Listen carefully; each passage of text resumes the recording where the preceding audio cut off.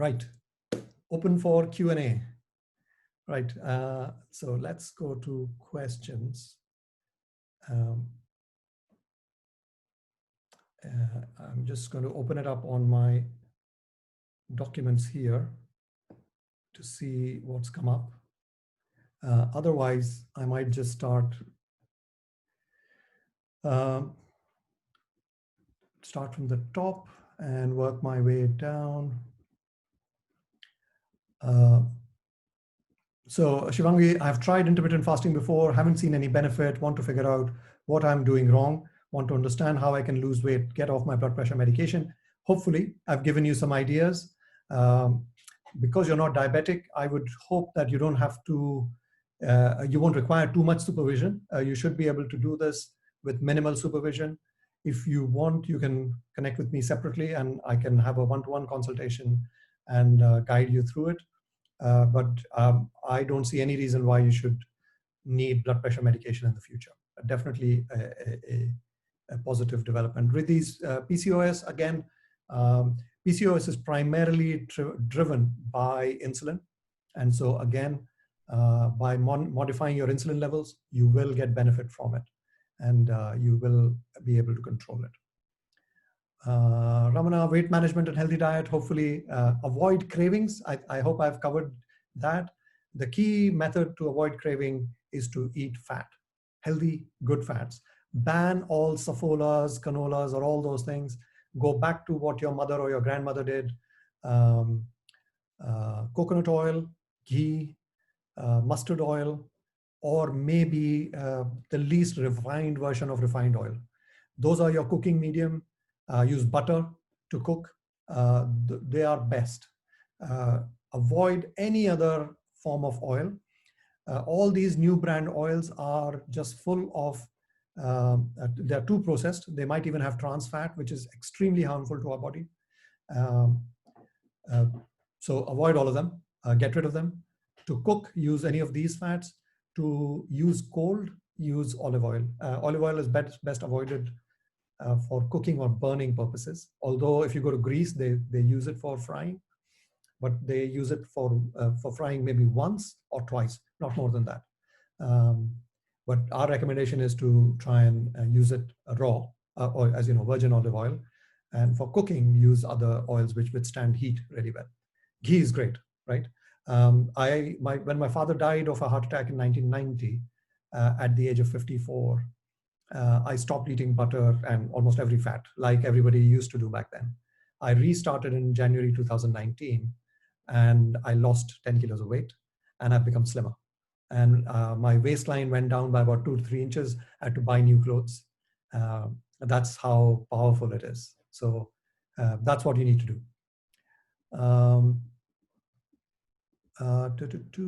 Meals should be low or on carb. Low. Firouz, I guess what you're saying is meals should be low or no carbs. Absolutely true. But when I say carbs, what I am trying to say is refined carbohydrates. We should eat good carbohydrates, which means all the salads that grow above ground, things that grow underground, keep in moderation. I'm not saying stop them, because they are full of starch. They are basically stores of energy. And so they have more starch, but they're still good. You should still have some carrots and radishes and so on, just not overdo it. All the vegetables we use for cooking, the beans and all those categories are absolutely fine. Eat loads of them. So all our carbohydrates are coming from fiber, which is complex carbohydrate. We're just not eating refined carbohydrates. On cheat days, do we break the 16-8 cycle? Yes, break every rule. So you don't have to have a 16-8. You don't even have to be low carbohydrate. You might indulge in all the carbohydrate cravings you had in the week, right? So it could be mango in the mango season. It could be your favorite Indian sweet that you wanted to have, whatever it is. On a cheat day, you can have whatever you like, literally whatever you like. Can we have legumes and pulses? Shelley, it depends on what your underlying condition is.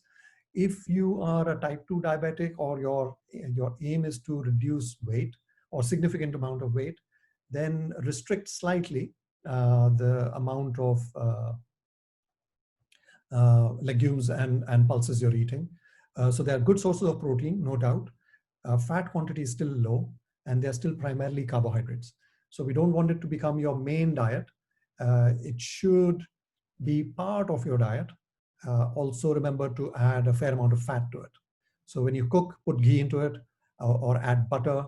I say to people as a joke, and this is not meant to be in any sort of religious form. I'm just using genuinely as a joke. You know how in Indian tradition, one way of cleansing things is to sprinkle Gangajal, or the river water of the river Ganges. I sort of joke that when you feel you're not eating enough fat, or what you have in front of you doesn't have fat, add on your plate butter, cheese, or put ghee into that food, or have a collection of nuts, things like walnuts, almond, badam, akot. These are good. Peanuts are not nuts. They grow under the ground. So keep peanuts low. They have about 20 to 30% carbohydrates, but they're good to taste. Fry them in ghee, and then you can have them. So you're adding the amount extra fat into it. So the quantity of, or the proportion of carbohydrate will be lower. So legumes and pulses, yes, but in moderation.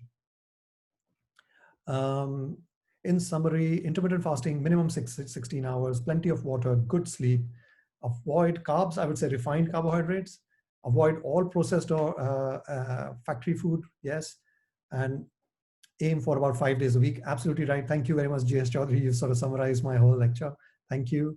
Abhishek, thanks very much. You found it informative. Shivangi, thank you very much.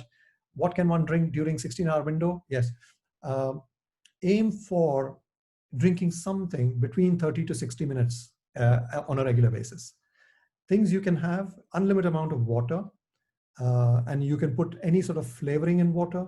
So some people don't like plain water, so they'll put a few slices of cucumber or lemon or anything else to put flavor into it. That's probably okay. Or I like water, I just drink water. You can make nimbu pani, like I said, lemonade with salt but not sugar. Black tea, black coffee, green tea. These are absolutely fine, unlimited quantities. Caffeine, of course, is an appetite suppressant. So I use that also. At least 2 or 3 times a day, I will have tea or coffee. When I know I might feel hungry and my self-control is going down a little bit, I'll have tea or coffee. 1, it sits in your stomach nicely, and 2, it kills your appetite. So you can keep going, right? So those would be the drinks I would recommend. Initially, if you feel you cannot manage without a little bit of milk in your coffee or tea, again, you don't have to do this on day 1. Make a plan and think, okay, in 1 week, I will get rid of all the milk in my tea or coffee, or in 2 weeks, I will. So just start reducing it slowly. While you are on milk, buy full fat milk. The reason I'm against milk is, number 1, humans are the only animal who drink another animal's milk. No other animal does that. Humans are the only animal who drink milk as an adult. No adult animal drinks milk. We don't need milk. Milk has too much carbohydrate anyway. It will mess up your insulin. Totally get the point that if you are a vegetarian, traditionally we've always had milk. The scientists among you will know that we need animal sources to get B12, because vegetarian sources don't give us vitamin B12. But if you're eating paneer or cheese or butter or ghee or dahi or yogurt or curd, then you're still getting animal sources of protein and fat, and therefore you will get your B12. Otherwise, just take a supplement of vitamin B12 or B complex. But milk has just too much carbohydrate and best avoided. If you are in that transition phase, buy full fat milk and then gradually come off it so that you won't miss it that much. The second option that I recommend is, instead of milk, put cream, because that is again high fat and very little carbohydrate. Again, so in your transition, yeah, it technically breaks your fast because you've put in energy into your fasting period. But as a temporary measure, if it serves you to get to your fasting window, then you can use any of these methods to get there. Lemon water is absolutely fine. I read there are risks: loss of hair, heart issues, loss of minerals, acidity, uric acid. Okay, so Tanuja, some of these are temporary. So loss of hair has been reported in some people, including people on a ketogenic diet. Uh, it is effectively seen as a reset. So just like you might have heard these stories where people say there was a huge shock to the body or shock to the brain, whether it was bad news or severe illness, and people's hair fell off or the hair turned gray. So similarly, when there is a rapid change in the way our body metabolizes energy, some people will notice hair loss, but it's a temporary thing. Hair usually comes back. In fact, most people that I've seen, including myself, find that our hair comes out better than it was before. So the hair is thicker and more dense than it was before. Of course, I'm balding also for age reasons, but hair loss is only temporary in some people. Heart issues, the only heart issue I'm aware of that it can produce is palpitations. Like I said, that is due to salt and water imbalance. So some people become more aware of their heartbeat because of salt and water imbalance. If you hydrate yourself well and you take salt, then you will not get any palpitations. There is no other known heart condition caused by intermittent fasting. If anything, intermittent fasting benefits patients with heart conditions because your lipid profile gets better, your blood cholesterol profile gets better.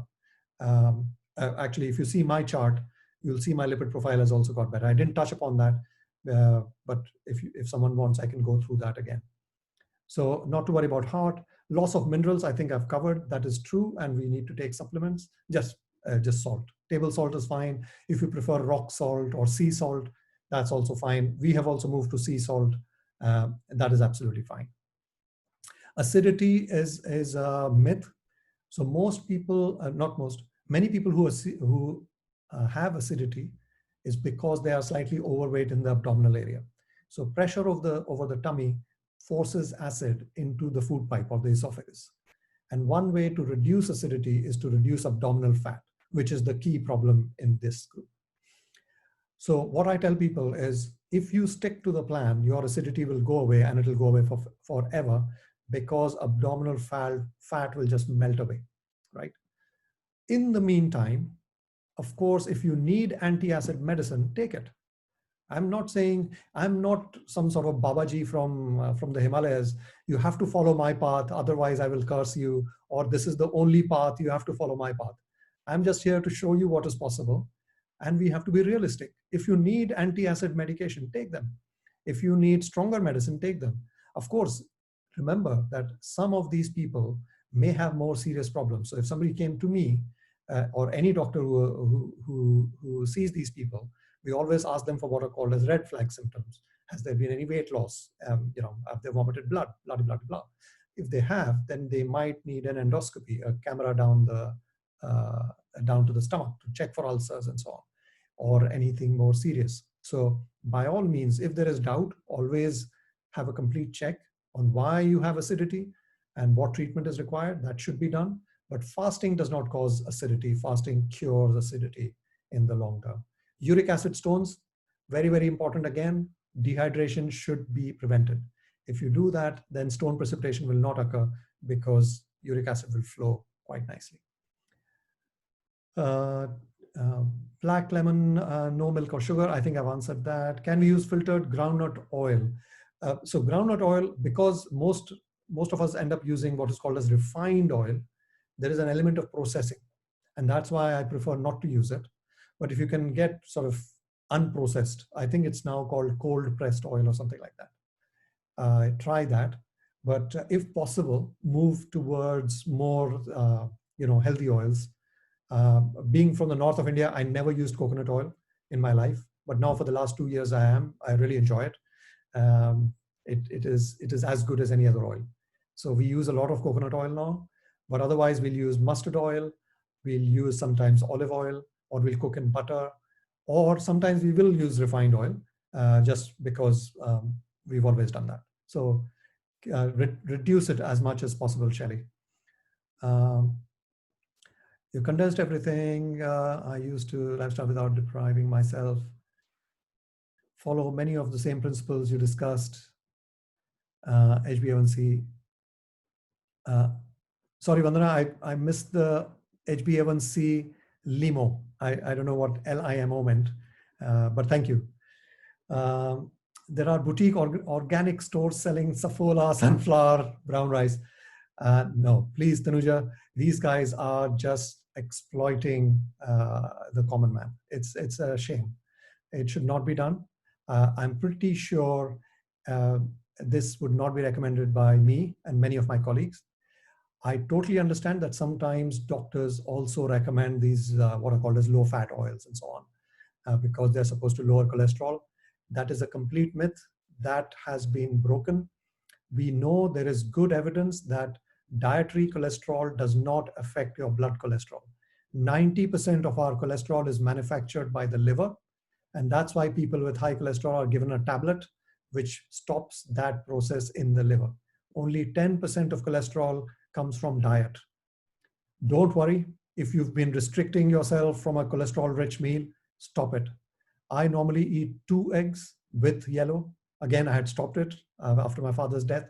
I've restarted. I eat, in a week, I eat between 4 to 6 eggs, usually cooked in butter with about 50 grams of cheese in it and salt and pepper. I've shown you a picture. That's what it looks like. Absolutely no need for falling for these boutique stores. Just buy what your mother or your grandmother used to buy. Ignore everything else. Just go back to traditional ways and time restrict your eating. You will find amazing results. Our human body was designed for that. So ignore safola, sunflower, brown rice, maybe. Unfortunately, brown packaged rice again ends up being processed because it has to have a shelf life. And so I'm not a great fan of using any form of rice. I would rather say, especially if you're not diabetic, that you keep normal rice on your cheat days, add a whole bunch of ghee to it, enjoy your rice, and then omit it for the rest of the week. So you enjoy your food. That is really, really important. I mean, there's one thing, you've seen all the pictures. We don't say eat less. I have never said eat less. Your stomach should be full when you get up from your table. Your brain should be happy when you get up from the table. So eat everything. Whatever you feel you cannot eat, put it on your cheat day and just go crazy. Eat everything you like. Limits keep changing, absolutely right. Therefore, stick to common sense. Oh, right, limo. Oh, okay, now I get it. Limo means limits keep changing. Okay, thank you. Is it okay to eat oats, crushed wheat during eating hours? Ramana, I would say it depends on what you're doing. So if if you don't have any health problems, you're just doing it for maintaining good health, avoid eating oats or anything. Like I said, all these seeds have basically 60 to 80% carbohydrate, whatever shape or form they are in. Yes, they have fiber, but they're still predominantly carbohydrates. So best avoided. Keep them for your cheat days if you enjoy a bowl of cornflakes or oats and so on, but don't think of it as a healthy option. It's not a healthy option. What about soya chunks in sabzi? Absolutely good. Soya is brilliant. This worry that soya has a bit of estrogen in it and men will become women is absolutely wrong. You have to eat literally tons of soya to get the amount of estrogen that will turn a man into a woman. It does not happen. Especially if you're a vegetarian, your sources of protein are restricted. I definitely say tofu, soya, paneer, all these things, soya in any form is absolutely fine. Add a good amount of fat. You will hear me saying fat, fat, fat all the time because low carbohydrate will not work until you replace the carbohydrate with fat. Otherwise, you're depriving yourself, which was not the point. If you were eating 2000 calories, you still eat 2000, you replace carbohydrate with fat, right? Very meticulous, informative. How many cheat days? Again, so that depends, Brahma, it depends on why you're doing it. Go with one at least a week. If you find you're not getting results, aim for 2. They don't have to be 2 consecutive days of cheating. You could do Monday, Tuesday, intermittent, Wednesday fast, Wednesday cheat. Change your cheat days also every week. Like I said, you have to keep your body confused. It should keep thinking that you're in high energy system while you are messing around with the food you're giving it. So it keeps burning fat, right? So you could, 1 week you might do Wednesday fast or Wednesday, Thursday fast and Friday cheat. Again, what I'll do is I'll depend on my social engagements. Right now, of course, there's nothing. But if you know you have to go to a friend's party on Friday, I'll keep Friday as my cheat day, or maybe Friday and Saturday as my cheat day. And then remaining days I'll fast. Recently, some of you might know that it was my birthday. I knew I was going to have lots of cake and everything else. So I did a 48-hour fast before that. It coincided with my on call, so it was easy because you're busy, so it doesn't create so much problem. And then I had a whole bunch of cake, and my wife gave me chocolates and this amazing food, biryani and all that. I ate everything, right? So intermittent has to be intermittent, right? Change it around. Keep it as intermittent as you can. A few days skip breakfast, a few days skip lunch, few days skip dinner. You know, keep it crazy. Let your body remain in high energy mode. If I am able to fast for more hours on some days, can I alter the cycle during that week? I think, Ramana, I've just answered that. Yes. So if you remember that J-shaped curve, 16 hours is minimum. If you go for 17, 18, 19 hours, you'll get even more benefit. In fact, you'll find your tummy just gets flat. It just disappears. The speed at which you'll see the change is just mind-blowing. In about 2 weeks, you'll find your tummy starts disappearing. You'll feel lighter. That's another thing that I learned. Until I started doing this, like a typical man, I thought when my wife said, I'm feeling bloated or I feel like there is fluid retention in my body, I used to think there's nothing. Now I know exactly what it is. The day I eat carbohydrates, the next day I can feel that water retention in my body. It's almost like a hangover. I've got a headache, I feel bloated, I stand on the weighing machine, my weight has gone up. I come back the next day with my intermittent fasting or low carb, whatever I've done, and that 1 kilo has just disappeared. It's all water, and your body's like a sponge. It just sucks that water because of the carbohydrate. Sugar will pull water. And as soon as the sugar disappears, water disappears, and you lose weight, right? What did I say about groundnuts? Groundnuts are not technically nuts. They grow under the ground. So they are not the same as eating badam, akhrot, almonds, and walnuts. Walnuts and almonds have up to 80% fat, and this is the omega-3, good fat, antioxidants, whereas peanuts is not that high. So when I say nuts, I mean the real nuts, what some people will call dry fruits. But I don't mean dried fruits like kismis, because that's super concentrated sugar, right? So avoid any of those dried figs or dried grapes and things like that. Would sugar-free with tea or coffee help? Yes. So sugar-free, stevia, very good question. Thank you, Prabal. They're obviously reducing your calories, so they will help temporarily. But unfortunately, they trigger the same centers that are triggered by insulin. Therefore, you will not lose weight. And that's why you've not seen anybody who has a Diet Coke lose weight, because although calories are zero, and again, I'm not trying to make fun of anyone, this is just the science behind it, that the calories are zero, but the additives they've added trigger the same response as insulin. And that's why your body remains in sugar burning mode. It doesn't go into fat burning system. You don't burn fat, so you don't lose weight, right? So sugar substitutes, again, slowly but surely avoid and get rid of them. Don't use them. You'll not see results. You have hypothyroidism. I'm on 150 micrograms. Can I do? Yes. So Seema, you can. Just be aware that the next time you go for your thyroid function, you might find that your levels might have changed. No need to worry. If your symptoms are fine, there is no need to immediately change your dosage. It'll be 150 microgram, doesn't matter. But if that is your dose, then it should not create too many problems. So there were these concerns in the beginning. So far, all the research around thyroid disease does not support any bad effects of intermittent fasting. It is thought that because our metabolism has changed, therefore our thyroid requirements have changed, and that's why the hormones change, right?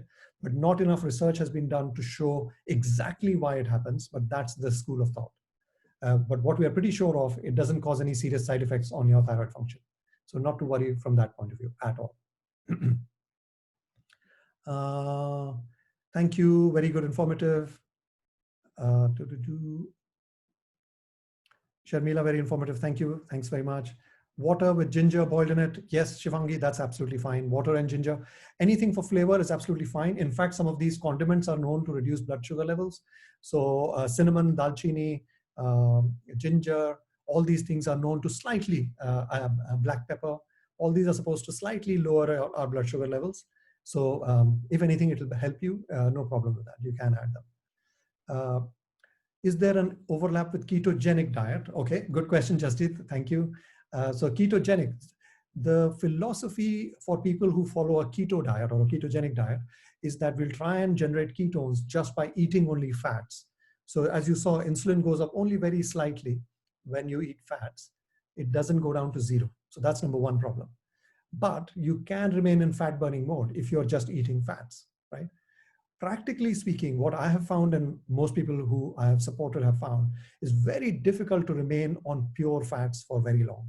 We all enjoy fat. You know how much you enjoy when you put ghee into your food. Fats are really good, right? It's just very difficult to maintain a ketogenic diet where your carbohydrates are less than 50 grams per day.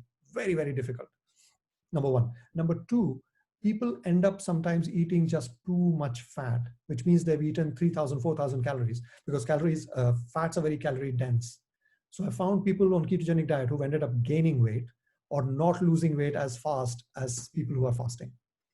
And then finally, of course, now I propose that intermittent fasting is also for living longer, living healthier, and living without disease, and being younger with better skin, right? And ketogenic will not give you that. Only intermittent fasting will give you that, because that is what is stimulating our stem cells. It's not being stimulated by a ketogenic diet, right? So I would say for those reasons, I would recommend intermittent fasting more than ketogenic. It is a method of getting to where you want to be. It can be used even for controlling diabetes. And if somebody's keen, they can do it. I've got nothing against it. I just feel intermittent fasting has more benefits than ketogenic diet. Water consumption should be based on weight? Not at all, Seema.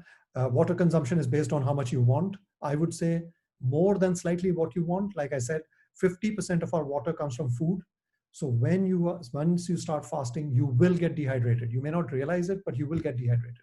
So therefore, drink enough water, unless there is an underlying heart condition or you've been told specifically not to drink too much water. There is no restriction of water, right? We can have salted buttermilk during fasting. So this buttermilk situation is another thing that keeps coming up again and again. And what I found is, theoretically, buttermilk should be effectively water with a flavor of milk or curd, right? That's what it should be. But in reality, what people are ending up, without realizing, of course, by mistake, especially if you're buying buttermilk or you're making buttermilk, that a little bit of either a little residue of milk is remaining in buttermilk. And in those people, I've found that they come back and say that intermittent fasting is not working. They are fasting, but they're not losing weight or they're not getting benefit. And the only thing I can find is that they are using buttermilk. So there is something in there which is not perfect, right? Is that what I'll say? So if possible, avoid buttermilk. You probably see better results. Warm milk with ghee at night is advised by Ayurveda. Your advice, Shivangi, my personal, firstly, I'm not an Ayurveda practitioner, so I have no knowledge of that. Milk is good for going to bed. So milk has something called melatonin, which is the sleep hormone. And that's why our parents used to tell us, have a glass of milk before going to bed, because genuinely it will help us fall asleep, right? So if you are taking milk in your feeding window and you want to have milk and ghee in it, and you're not trying to, depending on your medical condition, if you're not diabetic, then maybe you can get away with it, right? You might be able to do that. But if you find doing that is stopping you from losing weight or whatever targets you've set yourself, then this might be the reason. It's not the ghee, it's the milk, which is preventing your insulin from coming down, because ghee will not trigger insulin. It's 100% fat. It's the milk which is triggering insulin, which means you'll not lose weight or lower your blood pressure or whatever else it might be. Nothing except plain water during fasting. Seema, water, salted nimbu pani, black tea, black coffee, green tea. You can put salt in it, or flavored water, like homemade flavored water, not market made. So if you want to put in your water a few slices of lemon or a few slices of cucumber, some people put pudina, mint into it for taste and flavor, fine. Just don't put anything that will give you energy or calories. No honey or nothing else like that. Okay. I feel that in the initial stage, personal guidance was very useful to me. It would be the way forward. Thank you, Ajay. I think that is a very good point. So we haven't touched upon motivation. I think I wanted to stick to the science. But again, that is another big thing. Like anything we do, if I wanted to learn how to play a game, I would go and get trained by a teacher. If I want to learn how to play a musical instrument, I would go to a teacher and learn from it. Or I'd find somebody to guide me. If I want to become an expert at something, I would go and do a course. And so in intermittent fasting, especially if you are doing it for very, very specific reasons, I think there is a need for somebody to guide and coach you through it. And of course, maintain your motivation. There will be days that you're feeling down. There'll be days when you're feeling great. And you need somebody to guide you through that. So thank you for that. One way of doing that is to find a partner. So my wife was kind enough to go on this with me. And so when we wanted to cheat, we would cheat together. So we would not feel guilty. And if one of us was feeling weak on another day, the other one would give support to say, come on, we can do it. Only 2 more hours. We'll keep going. And then we would get that done. So definitely do it at least in a pair or a group. It becomes easier. But despite that, especially if there is a medical or a health condition, you might need somebody to guide you through it, to help you through it, especially like in Ajay's case, it was about getting his insulin down. Now that is a very sophisticated thing. He did it beautifully, I must say. In less than a week, from 20-25 units of insulin, he was on 0 units of insulin. So he was a very good patient also, I must say. But yes, you need guidance, obviously, in those sort of things. But imagine for somebody who was on insulin for almost 20 years, to come off it in a week is just mind-blowing. That's how powerful it is if you do it properly. What is your next talk? I will, yes, thank you, GS. I think I'm receiving lots of questions on this. I've just, like I was saying last week, I was on call, so I've been quite busy, as you know, with COVID and so on. I'm going to make a timetable very soon. And then future lectures, I'll keep one on this sort of introduction, but future lectures will be on more specific aspects like intermittent fasting in diabetes, in hypertension, polycystic disease, what can we eat for vegetarians, for non-vegetarians. So I'll come up with more focused presentations in the future. So watch this space. Join us on Facebook. We'll definitely be announcing on that.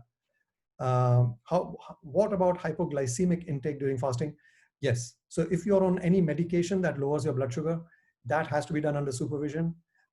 If you feel confident coming to me, you can come to me. We'll do that one-to-one. You can go to your own doctor, but don't do it by yourself. Absolutely. Diabetes, there are certain diabetes medications that will not lower your blood sugar, like metformin. They are much safer. There are others who can have very negative effects. Therefore, they should not be done without supervision. Definitely, if you're on insulin, don't do it without supervision, because it will mess up your blood sugar levels. It is life-threatening, right? It's very, very serious. So don't do that. Sent to me privately, but I think I can say it. We, so-and-so group, enjoy eggs. We live long, absolutely right. You know who you are, absolutely. We love eggs, and we should continue. Vandana, HbA1c targets keep changing. That's true. At the moment, 6.5 is the cutoff. Below that is what is now called pre-diabetic, up to around 5.5, and below that is obviously non-diabetic. So it depends on where you are. I've noticed Rachit has joined. Rachit is one of my nephews, one of my another star patients. He's now around 5.4, I think, HbA1c. He's lost about 15 to 20 kilos of weight, and he's done brilliantly well. So yes, targets keep changing, but you can get to a point where you are technically not even pre-diabetic, and there are good studies to show that. This is not a one-off. There are good studies to show that with good weight loss under supervision, you can become non-diabetic. And there's a definition for that now also. Apple cider vinegar, again, it's more a sort of health thing. If it works for you, take it. I don't promote it. I don't stop it. Um, but if you're using it as a sprinkle, in just small quantities, that's absolutely fine because it's got to do with your gut flora. If you're buying apple cider vinegar, buy it with what is called the mother, which is the original sort of concentrate, which has the live, whatever they put into it. That is really, really important. The mother is really important because that is what will help your gut bacteria become good. Biodiversity in your gut is really, really important. Um, what about eating Indian sweets? Sanjita, that's the real kicker. So keep it for your cheat days is what I would say. Do not deprive yourself of anything, right? The best way to fail is to become or start feeling like life is not worth living. And that's not the point. The point is to enjoy life, enjoy food, enjoy everything. In fact, on a day that you feel today is not going good, don't do आज mood नहीं था तो थोड़ा सा खा लिया, right? Go crazy, break your fast, make it into a cheat day, enjoy yourself, get all your hidden desires taken out that day. Just reset your timetable, right? Make it your cheat day, go crazy, and make the next day your 16 hours. Your 16-hour basically starts from there, and reset your timetable and go for 16 from there onwards. But do it, right? Don't be stuck too much on rules, as long as, of course, you do 5 days of fasting and 2 days of cheating. But on the cheat day, go crazy.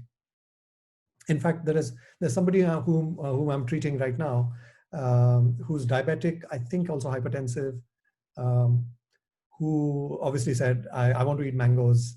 I can't stop this. I said, okay, go ahead and do a cheat day. And her blood sugar fasting was around 110. After the cheat day, it was just 120, not very different. So the body is so well tuned into fat burning, it remains mainly in fat burning even on your cheat day. That's what you'll realize slowly as you go more and more. It takes about 2 weeks to transition. That's how long it takes for the scientifically minded. Our muscles and our body have something called mitochondria, our energy stores, and the number of mitochondria per cell go up to burn fat, right? And so once you're into that, then your fat burning system keeps going very, very nicely.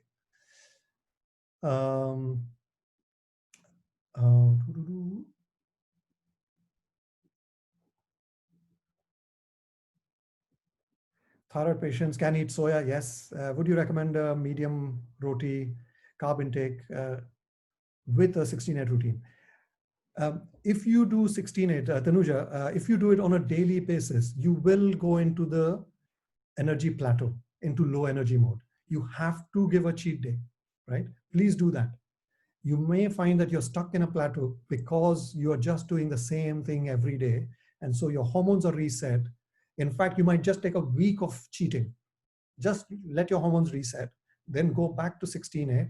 Or if you want to be adventurous, do a long fast, right? Do a, I don't know, 20-hour fast, depending on what you can do, right? Basically break the cycle and then restart. But once a week, definitely have to cheat, right? Otherwise you'll be stuck. As far as what you can eat, whatever you're saying, breads and things like that, bread is best avoided. It's just too refined. But if you want to have bread, rice, and roti, keep it for your cheat day. And that way, you've got whatever you wanted. Does it also mean I should keep on changing the starting time? Yes, please, if you can. Riddhi, change your starting time, change your finish time as much as you can. Smoothies, milkshakes, absolute no-no. They kill all the fiber. The biggest problem is when you took a piece of fruit, you chewed it, your stomach digested it, your blood sugar went up very, very slowly. You've now homogenized it. It goes like a rock into your stomach. It just dumps there. The sugar goes straight into your blood. Your insulin spikes. You will gain weight, right? Whatever you're using in a smoothie, chew it, number one. And if it's sweet stuff, find a non-sweet substitute. Remove all sweet fruits, replace it with vegetables. All the good things of fruits are available in vegetables. All the fiber, all the antioxidants, all the vitamins. The only thing you're getting from fruit is sugar, fructose, right? And fructose is notorious for giving people fatty liver, right? So not a good thing. I now eat very little fruit, as you've seen. We are very heavy on vegetables. Again, seasonal vegetables, nothing to go overboard and spend too much money on. Same applies to fruit. Earlier, I would eat one banana every day. Now I eat probably one banana in a week. That's all. Same for oranges. And if you want to eat fruit, eat the low sugar fruits, apples, kharbuja, watermelon, amrud, guavas, things like this, right? Avoid all the high sugar fruits. How can you be contacted for any guidance? Just send us a WhatsApp message, just like you did before, and we'll get back to you. Or come on Facebook, and we can talk there also, and we can set up a one-to-one. Can medicines be taken during fasting? Depends on what kind of medicine you have. So for example, I take the 7 Seas cod liver oil, and because it's oil, I'll take it with my meal rather than in a fasting state. But the vitamin B, which is just vitamins, I will take in my fasting because vitamins are better absorbed when they're not diluted by anything else. So if you're just taking multivitamin, take it in your fasting state, no problem. Your blood pressure medicines, all your other medicines you can take, no problem. But if you're taking any supplements which are nutrition related, like cod liver oil, then take it with meals rather than in your fasting window.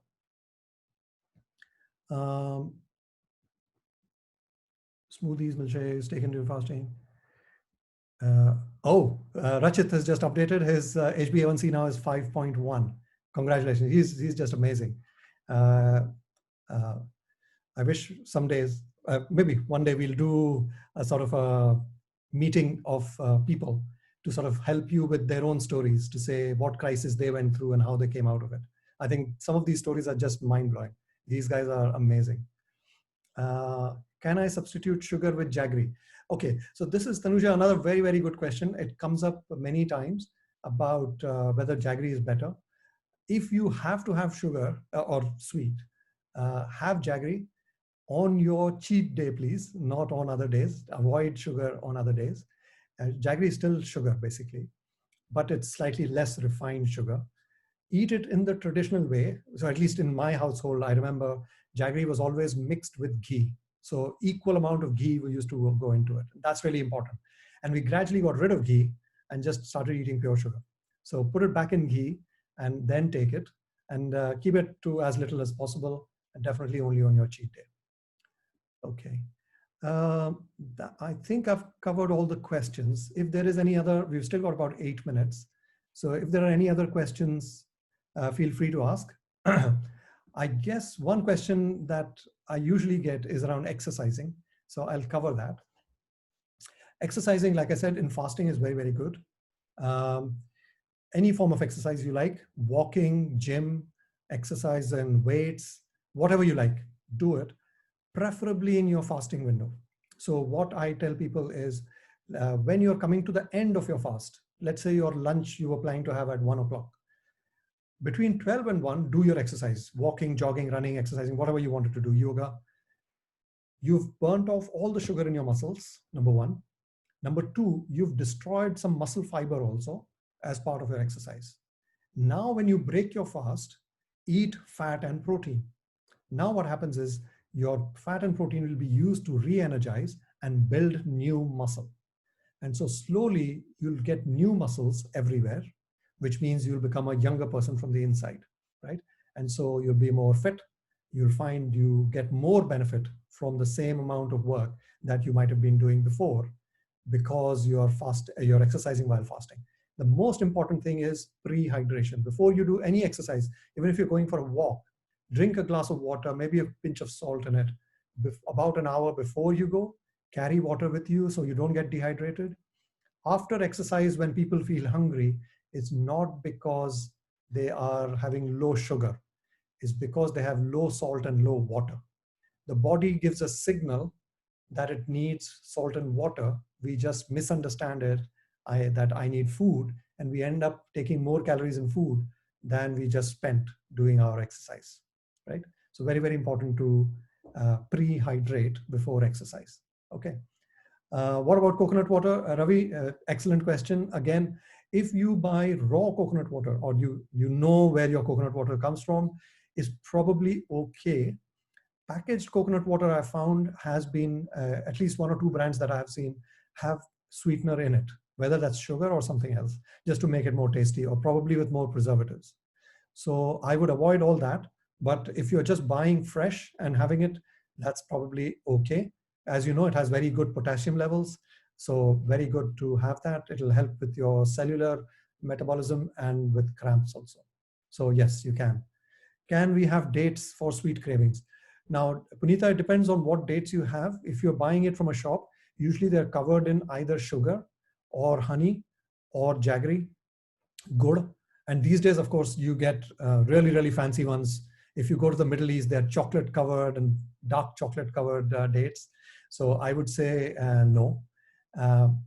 If you are feeling craving for sweet, eat that sweet in your feeding window once in a while, no problem. Eat that sweet in your cheat day, absolutely fine. Just don't do it on your fasting days or fasting hours, right? Like I said, almost anything and everything that you look at, the first question you have to ask is, what is the fat content of what I'm eating? If you cannot see fat in it, you have to add fat. And for vegetarians, that will be in the form of nuts. It can be in the form of paneer, ghee, butter, and nuts. If I have not said nuts, maybe I've repeated it twice. Those are the things. For non-vegetarians, anything in your non-veg kingdom you can add. Eggs are best, 0 carbohydrate, 50% protein, 50% fat. Amazing. It has all the ingredients of life, so it has all the vitamins. 2 eggs a day, and if you are a diabetic, you'll find your blood sugar response becomes amazing once you start taking eggs every day. You'll find your blood sugar control is beautiful, right? And of course, you get all your other supplements with it. So definitely have eggs. Again, no restriction that I can't fry my egg or I can't put fat in my egg. Fry it up, make an omelet, make a masala omelet out of it. Put loads of cheese. Fat is your friend. Healthy fats are your friends.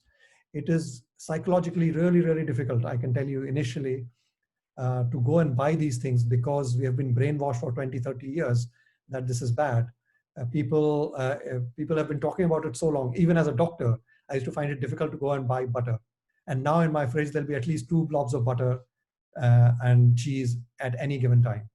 If I'm feeling that craving, in fact, what I will do is I will eat cheese or I will eat butter to get over that craving. Or I'll take some nuts, put ghee or olive oil in it, salt and pepper, and I'll eat that.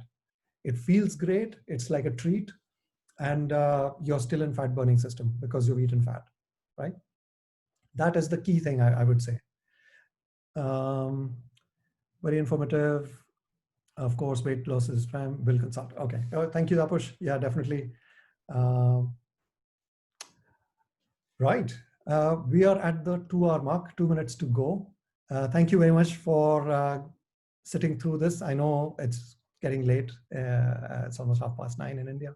So thank you for staying until this time. I hope you enjoyed it. Hope to see you all soon, either on our Facebook group or in future meetings. Like I said, we will publish a new sort of plan and gradually build on lectures in the future.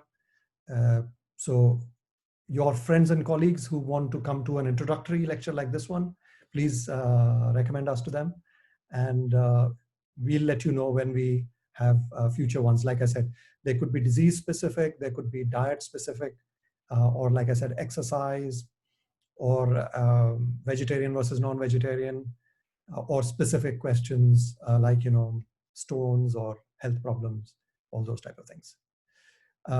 Thank you very much. I hope you all have a great evening and your first step in your journey towards intermittent fasting. And like I said, if you want to get in touch, just send us a WhatsApp message again. I will get back in touch with you. Obviously, I work full-time also, so I'll give you an appointment based on what is mutually possible between us, and we'll go from there. All right, goodbye, and thank you. Bye-bye.